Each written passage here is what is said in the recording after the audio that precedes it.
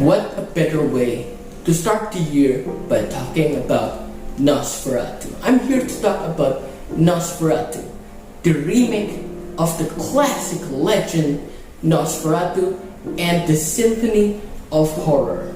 This remake is brought to you by Robert Eggers, the director behind The Northman, The Lighthouse, The Witch.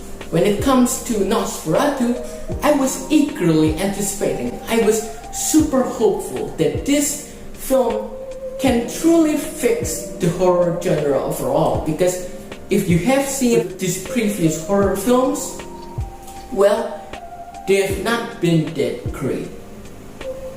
Nosferatu is kind of the retelling story of the original Nosferatu, but also trying to improve, trying to add some new elements into this film so that it can stand on its own.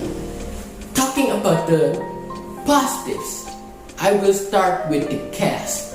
The casting of Bill Skarsgård playing Count Orlok is truly pitch perfect, because when you're trying to find someone who can portray Count Orlok, you have to try to find someone who can truly transform into the role. And Bill Skarsgård is one of those actors, his grueling voice, how he sounds and how he walks really carries his performance. And the makeup, man, he does not look like Bill Skarsgård at all, and that is a good thing. He disappears completely into the role of Count Orlok.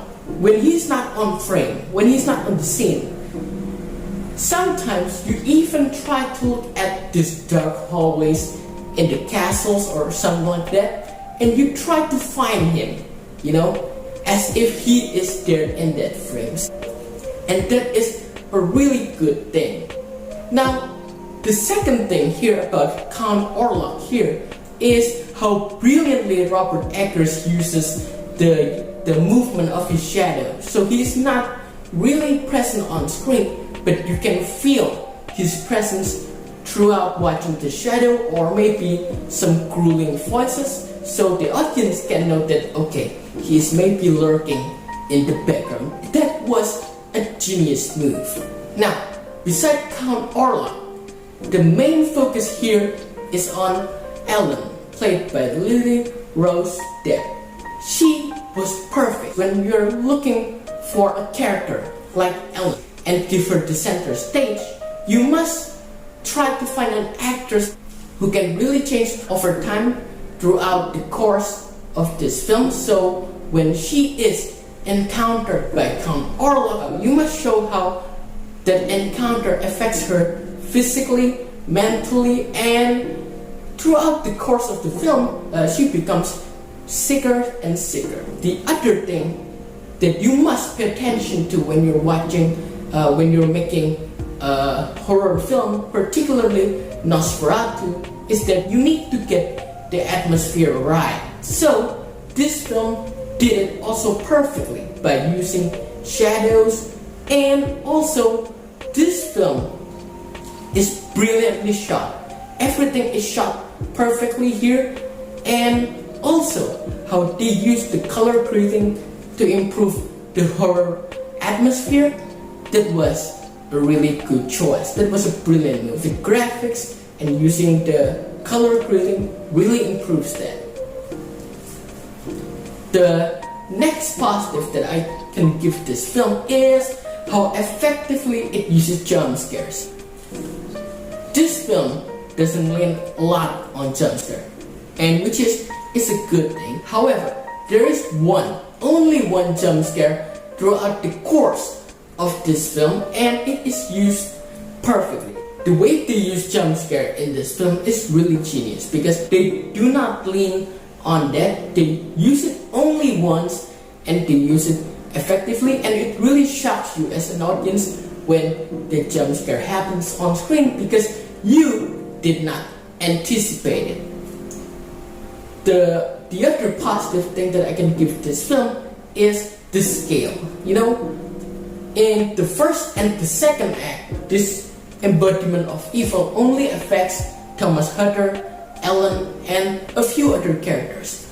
But throughout the course of the film, particularly moving on the third act, they added the element of a plague. All of the town here is infected by the end, and as an audience you can feel the dread, the frustrations of the people in the town, and I do think that is a small but effective touch. It really increases the stakes by the end of this film, and when Ellen sacrifices herself to save the town, you can really tell it's the only way that they can stop this plague from going out the city.